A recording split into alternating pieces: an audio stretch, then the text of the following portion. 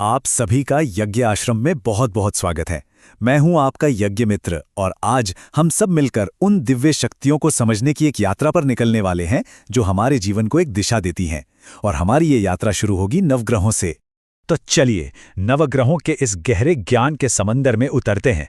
आज हम सबसे पहले उस ग्रह पर ध्यान देंगे जो हमारे मन और हमारी भावनाओं पर सबसे गहरा असर डालता है, यानी चंद्रमा।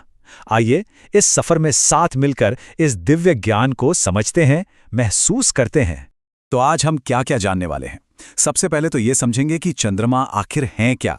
फिर देखेंगे कि ज्योतिष और साइंस की नज़र में इनकी क्या जगह है। इसके बाद आपके कुंडली पर इनका क्या असर होता है वो जानेंगे। और आखिर में सबसे ज़रूरी यज्ञ आश्रम के वो उपाय जिनसे हम चंद्रमा को और बेहतर कर सकते हैं। तो चलिए शुरू करते हैं हमारे पहले पड़ाव से। आखिर क्यों वैदिक ज्योतिष में चंद्रमा को इतनी ज्यादा अहमियत दी गई है। ये सिर्फ रात में चमकने वाली कोई चीज नहीं है, ये हमारे अंदर की दुनिया के मालिक हैं।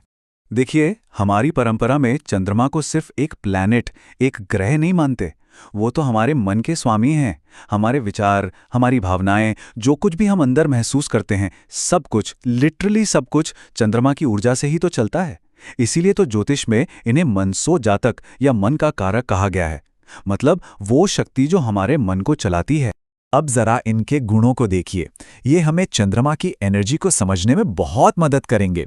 इनका तत्व है जल, पानी की तरह, कभी शांत कभी लहरों से भरा, ठीक हमारी भावनाओं की तरह, है ना।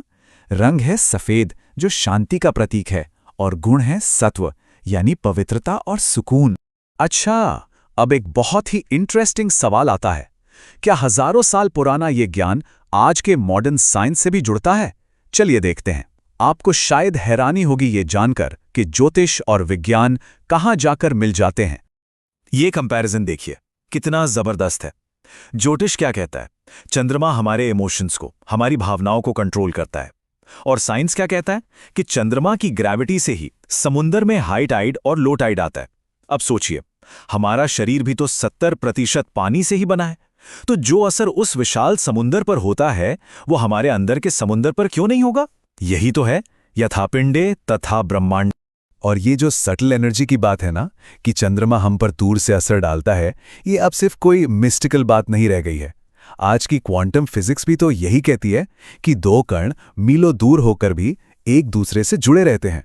तो क्या पता चंद्रमा और हमारे मन का कनेक्शन भी कुछ ऐसा ही गहरा हो। तो चलिए अब थ्योरी से प्रैक्टिकल पर आते हैं।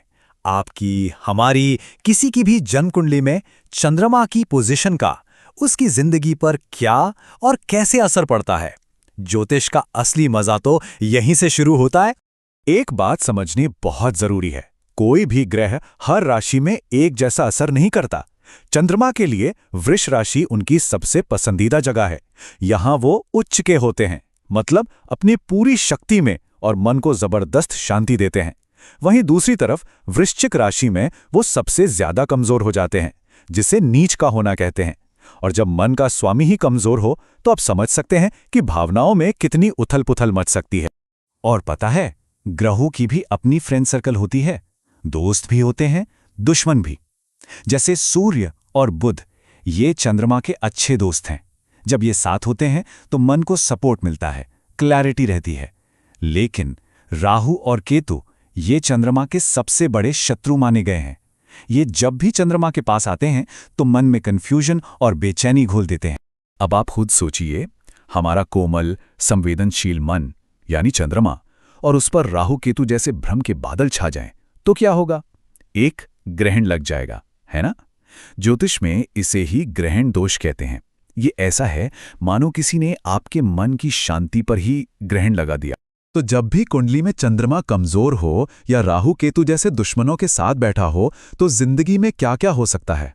सबसे पहले तो मानसिक तनाव, एंजाइटी, मन का बेवजह भटकते रहना, इमोशंस पर कंट्रोल नहीं रहता। और हाँ, क्योंकि चंद्रमा माता का भी कारक है, तो अक्सर माँ के साथ रिश्ते में या उनकी सेहत में भी परेशानियां देखने को मिलती हैं। कुल मिलाकर ऐसा लगता है जैसे मन की शांति कहीं खो सी गई है। लेकिन घबराने की बिल्कुल जरूरत नहीं है। हमारी वैदिक परंपरा की यही तो खासियत है कि जहां समस्या है वहां समाधान भी मौजूद है। तो चलिए अब हम यज्ञ आश्रम के उन सिद्ध उपायों की बात करते हैं जो चंद्रमा की इस बेचैन ऊर्जा को शांत कर सकते हैं, उसे बैलेंस कर सकते हैं। ये कुछ बहुत ही सिंपल लेकिन उतने ही पावरफुल उपाय हैं, जैसे सोमवार का व्रत रखना, भगवान शिव की पूजा करना। अच्छा, शिव जी की पूजा क्यों? क्योंकि वही तो हैं जो चंद्रमा को अपने मस्तक पर धारण करते हैं, उन्हें आश्रय देते हैं। इसके अलावा मोती पहनना या सफेद चीजों का दान करना भी बहुत फायदेमंद होता है। और सबसे जरूरी, अपनी माँ की सेवा करना, उनका सम्मान करना। इनसे बड़ा उपाय कोई हो ही नहीं सकता। और अगर आपको लगता है कि समस्या ज्यादा गहरी है तो उसके लिए यज्ञ आश्रम में विशेष अनुष्ठान भी किए जाते हैं, जैसे चंद्र यज्ञ, सोम यज्ञ और रुद्री पाठ का जाप। ये प्रैक्टिसेस आपको सीधे चंद्रमा की पॉजिटिव एनर्जी से कनेक्ट करती हैं और मन को अंदर से बहुत गहराई से हील करती हैं। तो कुल मिलाकर बात क्या है? बात यह है कि चंद्रमा हमारे मन का एक आईना है, अ सेलेस्टियल मिरर। वो जैसा है वैसा ही हमारा मन महसूस करेगा। अगर वो मजबूत है तो मन भी शांत और मजबूत होगा। अगर वो कमजोर है तो मन में लहरें उठती रहेंगी।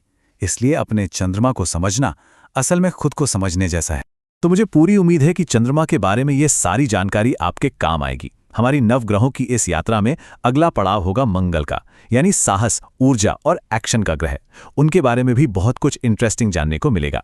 तब तक के लिए अपने मन के चंद्रमा को हमेशा शांत और रोशन रखिएगा। धन्यवाद।